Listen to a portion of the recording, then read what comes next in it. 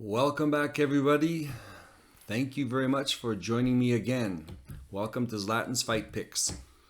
Today we will be going over the fight card of UFC 289, Nunes versus Aldana. Apologies, it is very late. It is past 9 o'clock on Friday, and tomorrow is the fight, but it's been a busy week and a busy day. But nevertheless, I'm going to put this video out because I do not want to disappoint my loyal viewers and subscribers. Hopefully they're one and the same. And if you're not a subscriber, please subscribe. It won't cost you anything and it'll give you notifications when the videos do come out. Nevertheless, let's get to this and hopefully we knock this one out of the park this week. There's a lot of interesting matchups. I've made a board with the picks and the parlays, and hopefully we do something clever this week and we knock it out of the park. So let's get to this. First off, we'll start with the opening card. Okay, it's Diana Belita versus Maria Oliveira. Diana Belita, 5'7", 68-inch reach, 14 wins, 7 losses, 26 years old. Maria Oliveira, 5'6", 69-inch reach, 13 wins, 6 losses, 26 years old. Very similar records, identical in age. Diana Belita is about an inch taller, possibly inch to 2 inches, somewhere an inch and a half range. It looked a little more than an inch on the face-offs. Diana Belita, very tough, striker. Good boxing stance, come forward, it's got that high guard, kind of almost like the peekaboo style. I like her. I've seen her fight before. She looks a lot more dangerous than she is, even though she does have a little bit of power. Again, I'm going to go into this. I guess you right away know that I'm not really impressed with Diana Belita. Mind you, I'm not impressed with Maria Oliveira either. I find her to be a high volume striker, but she's not a lot of power. She doesn't have a lot of good technique as far as like being boxer, but she is a good striker. She's good from the outside. She's good at range. And you know what? She does have a lot of guts. She jumps in. Sometimes she turns it into a brawl. She just lets it loose and goes for it. So it's going to be a really good fight. So here's how I break this down. This is going to be a super close split decision. So Diana Belita, even though she's Romanian, she has been adopted by Canada, which worries me in the split decision part of it because we are going to have this fight in Vancouver. I think Maria Oliveira, you really got to go with your gut. Diana Belita is going to be more powerful. I don't think she might even have a little bit more volume, but I think the variety of strikes are going to favor Oliveira. And I think that when you're looking at the fight of Oliveira kind of going in and going out and kicking and striking, and I just think it's going to look better for the judges. And I think it's going to be a split decision type of win. On top of that, people have mentioned Belita being able to take Oliveira to the ground. I think that actually Oliveira, through maybe a process of trips, will be able to take Belita to the ground. Not hold her to the ground, but nevertheless take it to the ground and possibly get some points. This is how I think it's going to be playing out. I think Belita is going to be the stronger or more powerful woman inside the octagon. I think Oliveira is going to have a little more technique, especially in the clinches. I think Belita is going to be stronger. Oliveira is going to have more technique. I think Oliveira is going to be able to take her down. I don't know if she's going to be able to hold her down. I think she'll be able to get enough points. I think this is going to be a mostly striking battle, but I think whoever puts that into their game plan is going to win this fight. It's going to be a close fight. My pick, very low confidence, the lowest confidence, is Maria Oliveira. Moving on. Next fight, David Dvorak versus Steven Erceg. David Dvorak, 5'5", 68-inch reach, 20 wins, 5 losses, 30 years old. Steven Erceg, 5'9", 68.5-inch reach. Why would you even put a half inch? Who knows? They don't even measure that accurately. 9 wins, 1 loss, 27 years old. David Dvorak, he's a really solid fighter. He's good striker. He's good on the ground.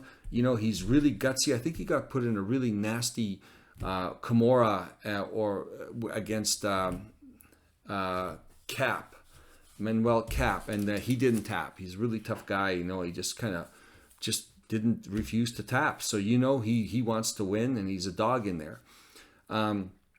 I'm picking him to win this fight. But Steven Erceg, from what I've seen, this guy's a really good grappler. He does have a 4-inch height advantage. He's really long. He's really lanky. I don't know if he's more powerful, but on the ground, he is very dangerous. I think he doesn't have as good a gas tank as Dvorak, but he's dangerous. I think in the first round, there's going to be a real danger that Steven Erceg is going to pull a crazy upset.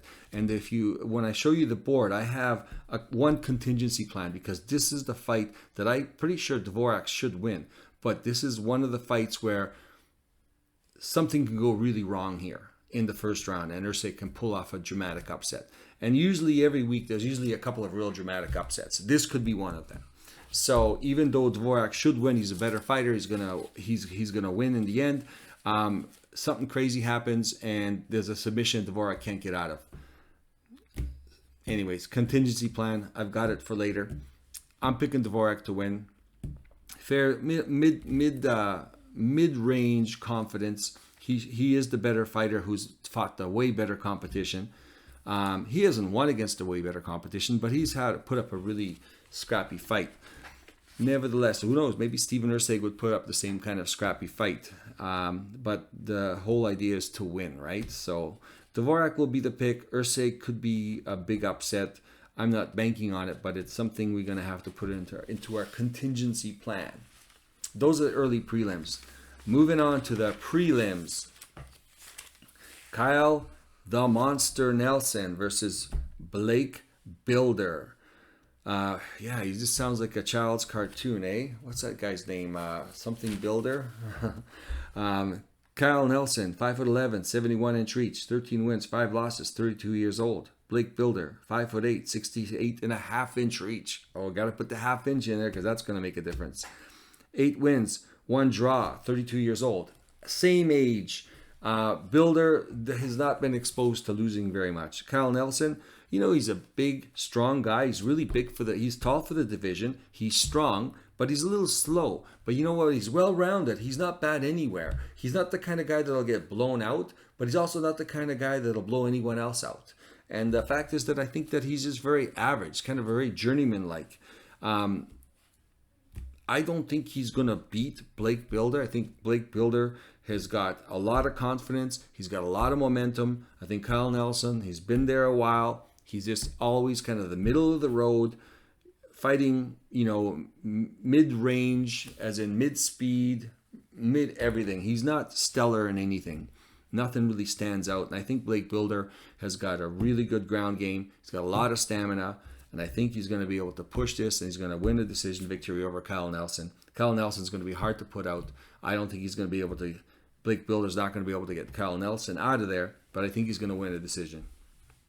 Even though Blake Builder has been, you know, submitting a lot of people, I don't know if he's going to be able to do it with Kyle Nelson. But nevertheless, I'm picking him to win, and it's going to be a long, hard-fought fight. Blake Builder to win. You know, mid-degree of confidence. Next fight, Amin Zahabi versus Araquilin. How did you say that? Araquilin? They were. How does everyone else say it? Araquilin. Anyways, Amin Zahabi, 5'8", 68-inch reach, 9 wins, 2 losses, 35 years old. Araquilin, which is 5'7", 69-inch reach, 20 wins, 9 losses, 29 years old. Amin Zahabi, 35 years old, still in his prime, but at the end of it. You know, I mean, he's right about this time, he's kind of wrapping everything together. You know, he's got a lot of experience. He's at the probably peak of his performance in all aspects. Araquilin is 29 years old. You know, he's still learning. He's getting better all the time. Araquilin is, you know what? I saw the face-off, and this is Amin Zahabi is 5'8", and Araquilin is 5'7". I actually don't see. It was the opposite. I think Araquilin was about. How did they say his name? Anyways, Araquilin is says it's 1 inch shorter. He was actually 1 inch taller. This is where I don't understand how they're measuring this stuff. So when you see like a half-inch difference in reach, and they're like, these guys can't even get their heights right, because Zahabi was actually 1 inch shorter than Eric Quillen. So, I mean, they were standing side by side, right? So, nevertheless, Eric Quillen, hugely improved, very powerful striker, strong kicks, powerful striking, has the ability to take people to the ground, has got an okay takedown defense, not stellar. He's been improving huge, and I think he's got a really high pressure, come forward type of fight. Zahabi, Ayman Zahabi, of course, the Zahabis are pretty famous because, GSP was trading out of the Zahabi gym. Ayman Zahabi's brother or cousin, owns that gym. So these guys are really cerebral. They make good game plans. Just like with GSP, they make good play. They know who they're fighting. They make a game plan and they stick to it. Zahabi, same, very cerebral type of fighter. He's a great counter striker. He doesn't have as much volume, but he also has the ability of slowing the fights down. So he doesn't do it by running away, but just by his movement. And he usually dictates how fast and how much volume the fight's going to go with. He's got decent speed, good combinations, good kicks. He could take this to the ground. He's somewhat, talented of being on the ground, but this is going to be a stand-up fight. I think Zahabi is going to win a close and competitive fight. I think he's going to be having a good game plan going in. He's got a guy who's going to be putting a lot of pressure on him. Two things happen. Either Eric Quillen breaks people as he puts pressure on him, or he's going to get countered. And Zahabi is the type of person that can have a good enough game plan to counter this type of fighter. So as he's coming in, it's going to be perfect. So he's going to be coming in trying to put a lot of pressure. He's going to be countering. Eric Quillen can take a shot, so maybe he can blow through some of these shots, but Zahabi does have a fair bit of power. I'm going to pick Zahabi. I think he's the underdog. Pretty, not mid-range confidence. Going to pick Zahabi for the win. It's going to be a close competitive fight. He's the Canadian guy. If it's close, hopefully the judges in this case gives it to him because I'm betting on him. Otherwise, don't. All right, moving on. Next fight. Miranda Maverick versus Jasmine Devikius. Miranda Maverick, 5'3", 65.5-inch reach, 13 wins, 4 losses, 25 years old. Jasmine Devikius, 5'7", 68-inch reach, 8 wins, 2 losses, 34 years old. Jasmine Devikius has, she's improved, but, she's 34. This is kind of this is as good as she's going to get. Miranda Maverick, very young. She's always constantly improving. I've never been happy with Miranda Maverick's size. She's so small. She's always at a reach disadvantage, and whenever it comes to the striking, she's always at a disadvantage. And Jaz Devikius has always relied 100% on her height and her reach, and she's usually bullied people with that. But as she's moving up into the competition and to the ranks, she's not able to do this as much with people because of the sheer talent of the smaller fighters. Miranda Maverick, she's awkward when she's striking. She's very effective, surprisingly effective. She's a little slow, but still effective when she's striking. And she's striking just enough to get it to where she really wants to get it, which is on the ground. Jaz Devikius has been known to be a wrestler. And the reason why I say that is when she runs up against somebody who's really good on the ground, she gets totally exposed. That she's only good against lower echelon of grapplers.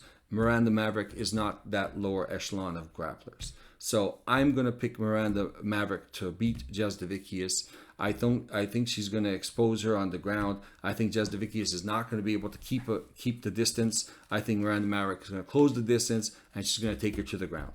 And high degree of confidence that Maverick is going to win. She's a huge favorite. I don't agree with how big of a favorite she is. Women's MMA is always so close. I can't even understand. It's always like a split decision or a close decision. It's never a blowout, no matter what the numbers say. So, which is why I keep most of the women's fights on the bottom end of my parlay, just because anything can really happen. And even in this case, Jaz Devikius can pull out I can't see it. Just not a lot of confidence in Jaz Devikius. The only confidence I would say is that she's Canadian and the judges might lean towards her. That's about it. But Miranda Maverick, a little on the shorter side, but she's effective and she's good on the ground. Fairly confident, but not confident just because I'm just never happy with that size difference. Just the reach is always affecting me. And this is going to be an ongoing scenario even to the next fights. But Miranda Maverick's the pick on this one. Next fight, Nasruddin Imavov versus Chris Curtis. Imavov, 6'3", 75-inch reach, 12 wins, 4 losses, 28 years old. Chris Curtis, 5'10", 75.5-inch reach, 30 wins, 10 losses, 35 years old. Chris Curtis, 35 years old, peak of his career. He's as good as he's going to get. He's very talented, great boxer. I was going to say Nasruddin's 28, he's still evolving, he's getting better. The obvious difference is the height difference. It is massive. It's 5 inches, and if you ever saw them standing next to each other, it is huge. And normally, man, there's no way I can bet on the 5'10" guy. He looks like a midget compared to Imavov. But having said that, I have never bet on Chris Curtis yet, and he's upset he's won one of the times I bet against him, and he's lost one of the times I bet against him. And every time I see him fight, he always looks so dangerous. And he's like a little Neanderthal. Like, he's really got a big head, got big shoulders, and he can just take a lot of punishment. He can take tons of leg kicks. He could absorb a lot of punishment. He's never been really rocked, except for that headbutt. In the last fight.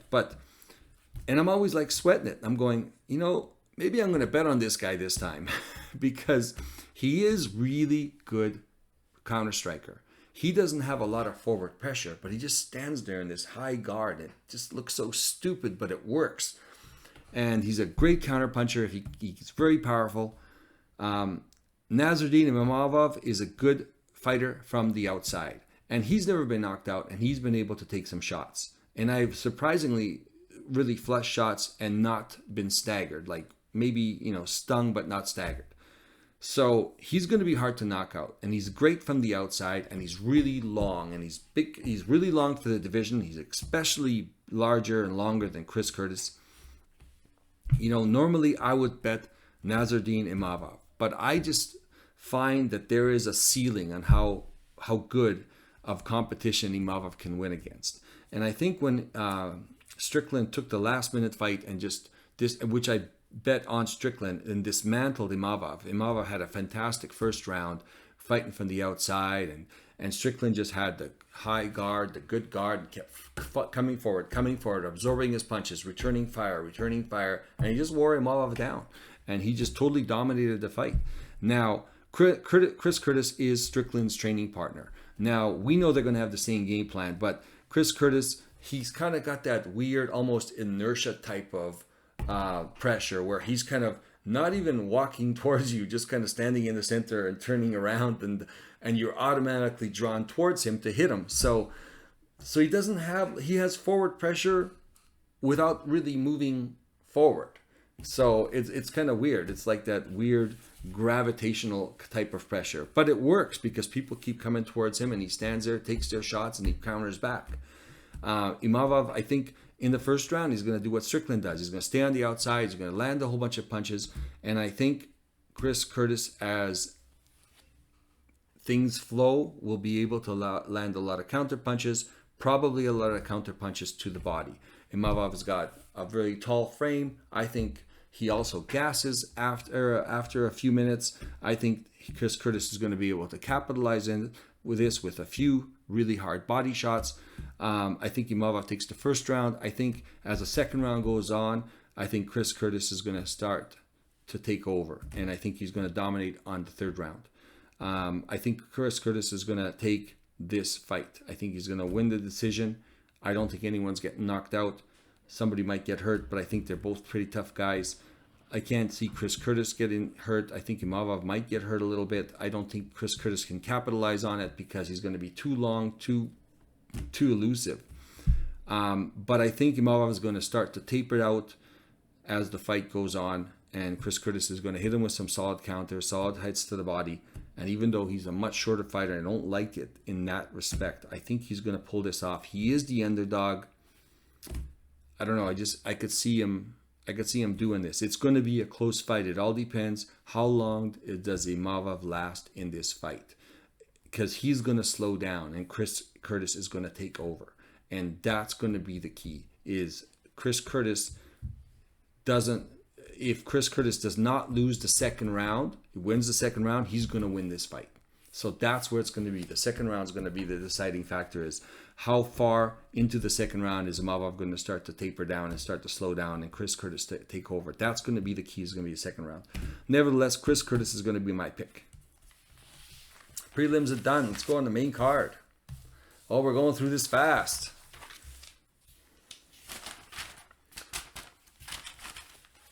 All right. Main card. Marc-Andre Barrio versus Eric Anders.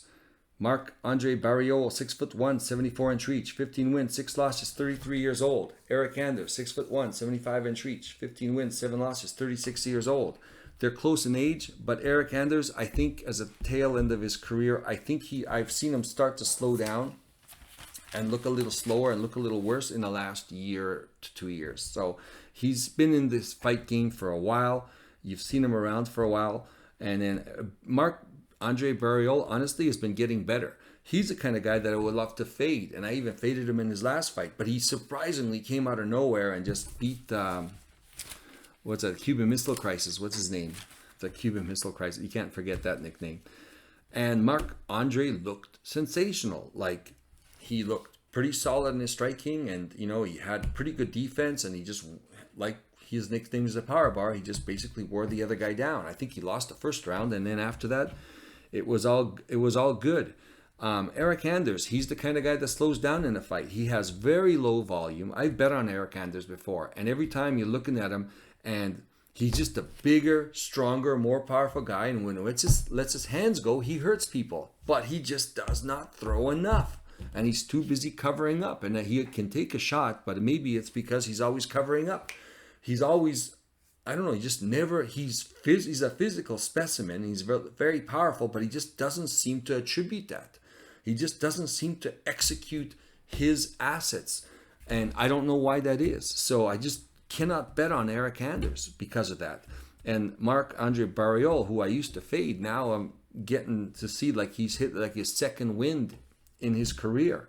And he seems like he's really, serious about where he's going. And he's the Canadian guy. So if it's close to Canadian judges in this case, yes, you can give it to the Canadian guy because I want to bet on him. So this is how this is going to work. So anyways, it's going to be a close fight. I mean, it's not going to be a total blowout. Eric Anders is not the kind of guy you can get out of there. So he's always going to be dangerous and live. Barrio has obviously been knocked out before. So, hey, there's always that chance, right? But overall, Marc Barrio should grind out Eric Anders. The first round, Eric Anders will have a full gas tank and he'll just get more steadily tired. Barrio will just put a lot of pressure on him and hopefully put enough pressure on him where Eric Anders cannot coast and he'll start to wear out that gas tank pretty quick.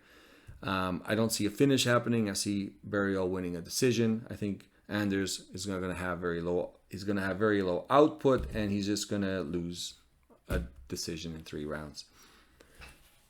And we move on. Next fight, Dan Ige versus Nate Landwehr. Dan Ige, 5'7", 71-inch reach, 16 wins, 6 losses, 31 years old. Nate Landwehr, 5'9", 72-inch reach, 17 wins, 4 losses, 34 years old. Dan Ige's been around forever. He's 31 years old, got a lot of miles on him. But you know what? Saw him fight. He could still take a shot. He doesn't seem to have been slowing down. He's pretty refined. Nate Landwehr, very exciting guy. I would always like to bet on him because he's so fun to watch. It'd be fun. It's fun to cheer for him as well. A lot of fun. But hey, you know what? These guys have a lot of similar styles. They like to stand there and trade, and they're powerful punchers, and they're both decent on the ground. I think Dan Ige is probably pretty good, better on the ground. I think he's got really good takedown defense. Nate Landwehr as well. I think Dan Ige is like Nate Landwehr, only just a little better everywhere. And I think that this is going to be a Dan Ige fight. Nate Landwehr is going to go out there, is going to throw down, and Dan Ige is going to throw down. And you never know when stuff like that happens, somebody can get knocked out. But like I said, Nate Landwehr is like Dan Ige, only Dan Ige is better everywhere. Just a little bit. Not a lot. He's 5%, 10% better everywhere. So I can see this fight ending, even though they are pretty tough. It's going to be hard to knock each other out. But they're going to throw down, and I got to go with Dan Ige on this one. Even though I like Nate, I think Nate is not going to be the kind of guy that's going to fight the top contenders. I think he's always going to be in the mid-range, and I think Dan Ige is the doorman, not the doorman, but what's that word I'm looking for? He's not the doorman of the top 15 contenders or top 10. The doorman, the gatekeeper. Yeah, that's what I'm looking for. Yeah, he's the gatekeeper. So, I mean, and I can't see Nate going into that realm. You know, as funny as he is to watch, I think he'd get destroyed in that realm. And that, you know, I don't know. He's gotta be at that level where it's entertaining to watch him. If he gets into too high of a range, he's gonna get blown out. I think he's gonna lose. It's not gonna be as fun to watch, right? Nevertheless, Dan Ige's the pick. Next fight, Mike Malott versus Adam Fugit. Mike Malott, 6'1", 73-inch reach, 9 wins, 1 loss, 31 years old. Adam Fugit, 6'1", 77-inch reach, 9 wins, 3 losses, 34 years old.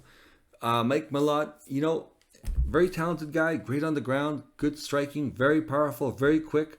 I mean, we haven't really seen him go late rounds because he seems to finish fights early. So gas tank, we assume it's pretty good.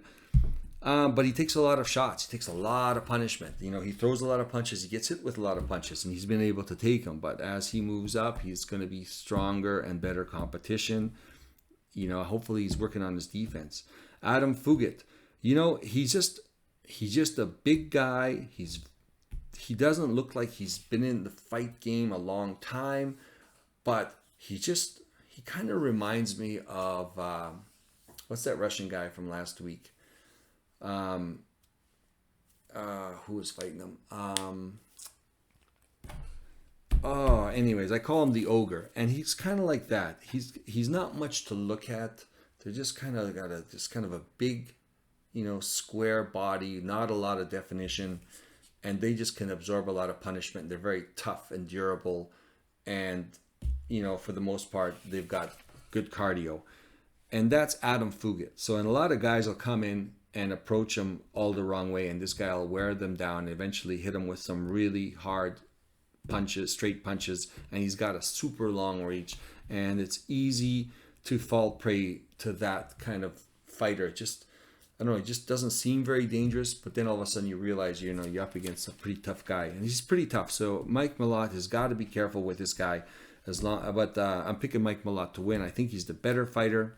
Adam Fugit, again, one of those journeyman type of fighters. They seem like all the up-and-comers they're getting to fight Adam Fugit, you know, and not all of them have been successful.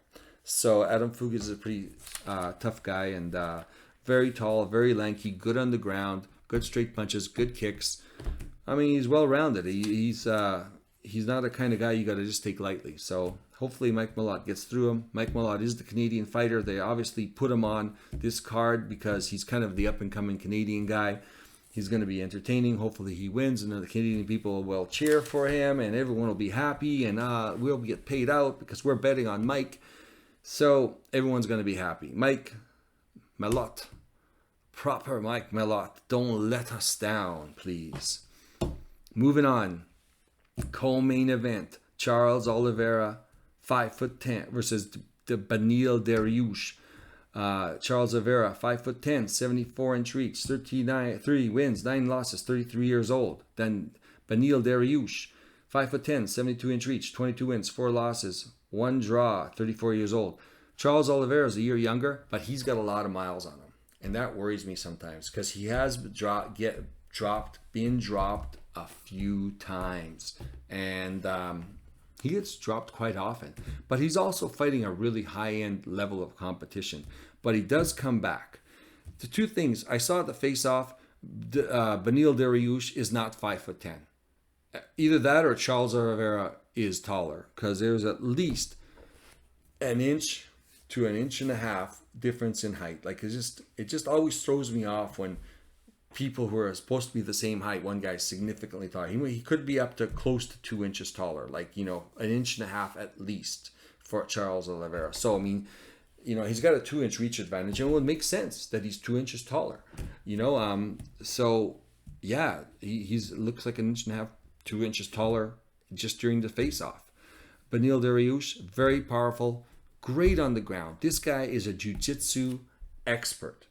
He's really worked on his striking, very powerful strikes. He's got great scrambles. He fought, what's that guy? The Polish guy, really good wrestler. Oh, what's his name? Everything's eluding me right now. Gamrot. But the Beneil Dariush's scrambles were phenomenal because Gamrot kept taking him down and he would just scramble back up. And there's a lot of times he couldn't even get him down. Beneil Dariush had great scrambles and he's good on the ground. And here's the problem. Charles Oliveira gets dropped. Beneil Dariush has got some pretty good striking and power. Charles Oliveira has only been dropped by people who don't want to get down on the ground with him, and they've usually let him back up, and then he's dropped them, and then he's jumped on them, and he's choked them out. Beneil Dariush, if he drops Oliveira, even a flash knockout, he will jump on Oliveira and possibly submit him, because Dariush is just as good, if not better, on the ground. Oliveira is more dynamic on the ground. Dariush is a more refined jiu-jitsu guy. So having said that, Beneil Dariush has got some pretty good striking. Charles Oliveira's got some pretty good striking. The more dynamic, explosive is going to be Oliveira. Anything can happen with Oliveira. He can knock Dariush out. He can jump on the ground and find a weird submission and submit him just like anyone else. And he's going to go for it. Beneil Dariush, he's more refined. I think he's more refined in his striking. He's definitely more refined in his jiu-jitsu. This thing can go any which way. I've got this fight, because it's the co-main event, as a 50-50. Number one, because it could go 50-50. Number two, it's my 150-50, which I like to use. And also, it's the second last fight. So, if everything's going well until there, it's just a little more confident knowing that you have both sides of the coin at that point. So, the more I thought about it, the more I said, you know what, I'm just going to go with this. Oliveira could get tagged and subbed. Dariush could get tagged and subbed. This is going to be a really close fight. I'm going to enjoy it. It's my 50-50, so I'm going to have 2 parlays with both of them, one in each side. Nevertheless, you'll see when I do the board. This is how I decided to do it. I think I'm going to enjoy the fight a little more because of this. Either that or I don't bet on it at all. And I don't like that. I actually want to bet, I mean, everyone's like, oh, I don't want to bet this fight. You know what? I feel like I should make a call on all of them. And if I structure it properly, it's one of the ones that I can make a call on 50-50 on. I mean, you can't do 50-50 on multiple fights. The math doesn't work. You'd be doing so many different variations of it. It'll be too expensive. Nevertheless, we'll call it a 50-50. We'll see who wins. Moving on, main card, main fight. Amanda Nunes versus Irene Aldana. Amanda Nunes, 5'8", 69-inch reach, 22 wins, 5 losses, 35 years old. Irene Aldana, 5'9", 68.5-inch reach, 14 wins, 16 losses, 35 years old. Same age, about the same height. Aldana's got an inch taller. Their losses are the same. Amanda's got a few more fights under her belt. Amanda Nunes would normally be a lot bigger favorite. But the fact is, the last fight, the second last fight, she looked terrible against Pena. And she really dropped the ball. She got tired. She tried to bully Pena. She couldn't do it. She got tired and she got submitted. And you know what? I think it's easy living. I think she's got a new family. She's made a lot of money. I think that, she didn't take it seriously and she lost. And after she lost, she realized that money can only buy you so much. The fact is that when you're not the champ, you just don't get more respect. So she went back in, trained her ass off, and beat the pants out of Pena. Because it's more than just money. And the fact is, you got to take this job seriously if you're going to win. Or don't do it at all because it sucks to lose. And I think that's what she realized. I'm pretty sure that experience is going to help her in this fight because she does not like the feeling of losing because it sucks. So, and I think if she did not lose that Pena fight, I think Aldana would have a really good shot at beating her. And Aldana being the better striker, I think she's going to be a more technical striker. I don't know if she's the better striker. The overall striking, like not boxing, but mixed martial arts striking, Amanda Nunes is as good as Aldana. Maybe the technical boxing, Aldana is better. But when it comes to going on the ground and the clinch work, Nunes is going to be better.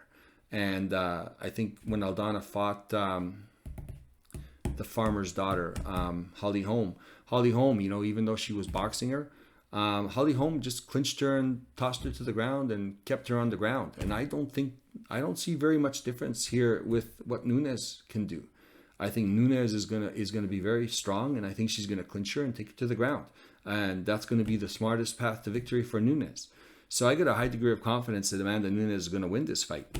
So even though Irene Aldana is talented, I just think that when she gets to a certain level of fighters, I think that she's gonna have a problem with the guys, the fighters, the girls, who are really good at taking you to the ground. Not just taking you to the ground, but in particularly clinching to the ground.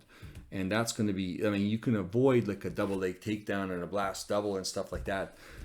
But when you get up and close and you're up against the fence and now you're in the clinch, if they're good enough, they're gonna be able to chip you to the ground, especially if they're strong enough. So I could see that playing out, and I could see Amanda Nunes winning this fight. And I think it's going to go right to the end. I think Amanda Nunes is going to be careful. I don't think she's going to take a lot of chances. I don't think she wants to lose. And I definitely know she wants to win. She doesn't like the feeling of losing. Amanda Nunes is going to be the pick. Let's go on the board. We'll go over the board, go over the parlays. Let's see what's going on.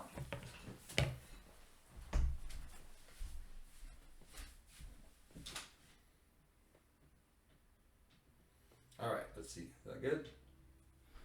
Hopefully it's good. All right. Let's see. Is it good? Good. I don't know if this... I had this set up earlier and it was pretty good. I don't know. Can you see it? It's just a sheen. All right, let's do that. Nevertheless, highest confidence pick, Mike Malott. Well, if you've been watching this show for a while, maybe don't bet the highest confidence pick, because I've been like pretty much, what is it, like 50 to 60% bang on for every upset, and it's always fallen into that category. I think half the time I had my highest confident pick, the highest confident pick has been the biggest upset. So my advice, and I might do this too, is if you're going to do a parlay, switch up Mike Malott, just because I've been pretty good at picking the opposite of the winner as my most confident pick, and it's usually been a heavy favorite. Even the last time I actually said don't bet it because the favorite was so heavy. Malarkey was here. He was like minus 400, minus 500. I said don't bet him. It's too high of a bet. And sure enough, he got knocked out. So if you picked the other guy, which I actually had done, but it didn't work out with the rest of the parlay anyway. But it worked out because I don't know. It's just sometimes these guys, I don't know. Maybe I'm just knowing. Maybe I should put these guys down here. I don't know. Nevertheless, this is not financial advice. These are my picks who I think in order of most confident to least confident. This is how I would structure my parlays and how I would structure my bets. Individually, you can bet this. You can bet it in a parlay. You can take this and use it for your own parlay. See what you agree with. See if there's some ideas in here that you can use. But nevertheless, I'm going to do it how I'm going to do it for myself, and you choose how to do it for yourself. I'm just giving you an example, and if you need some ideas. So here it goes. So highest confidence pick, Malott. Second, Ige. Moving on, Builder. Moving on, Curtis. Curtis is going to be my first underdog. 56% I got here. I'm picking Dvorak, but I had said that there is this weird and crazy feeling I get that if there's going to be an upset, it's going to be this guy submitting this guy in the first round. Something that we're totally not expecting. And that's the feeling I'm getting there. So I'm going to be, for myself, I'm going to be betting Dvorak, but I'm going to have a separate bet for Usyk just to play both sides of it. It's going to huge payout. Also, if you are doing the parlay, have one with Dvorak. And if you are doing the parlay up to here, have one with Usyk instead of Dvorak. Just as a backup plan. It's not going to cost you a huge amount of money, but it's a good insurance policy because this thing could screw this up. Nevertheless, that's what I'm going to do. But you can structure it however you like to structure it. I mean, you can put $1 on it. I don't know, whatever you want. I mean, how you want to structure it. You know, like I'm just know that there's going to be a stopgap here where I'm going to flip it, even though I think this guy's going to win, just because there's a really good chance of a first round submission from this guy. Nevertheless, moving on. Mid-level, 55% Barrio. Then my next underdog, 54% for Zahabi for confidence.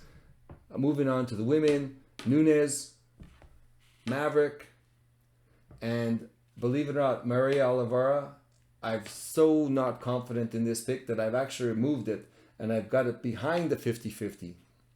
Where normally, like for example, I would like do this parlay here and then I would do the whole thing once with Oliveira and once with Dariush, and then I would just have both sides of it. And then of course if you want to put another parlay, then you can add Maria Oliveira in one of those parlays or both or whatever. I mean, it all depends on how much money you really want to put down on this and how many ways you want to get covered.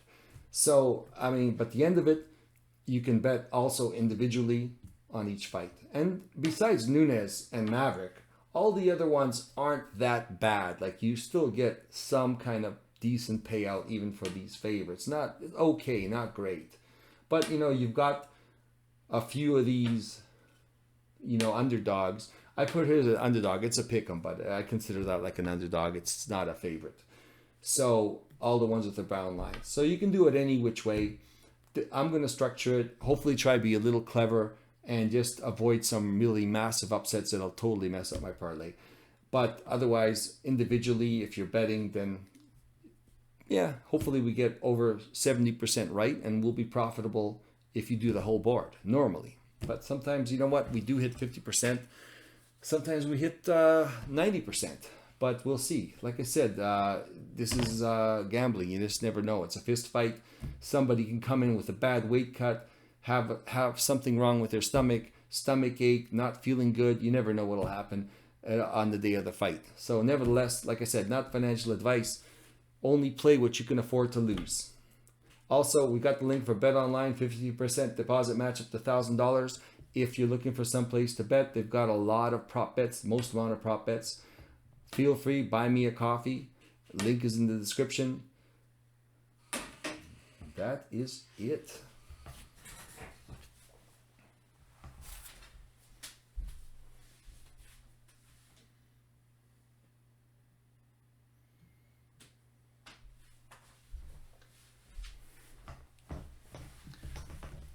Oh yeah.